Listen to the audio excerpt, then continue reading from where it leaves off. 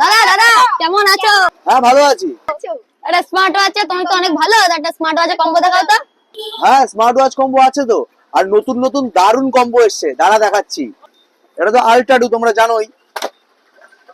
এই কম্বোটা একদম নতুন এসছে, এই কম্বোটাও একদম নতুন এসছে। দেখ, আমাদের এটাই চাই, খুলে দেখানো যাবে? হ্যাঁ যাবে তো। তো দেখাও দেখাও, আমি এটাই নেবো। আচ্ছা,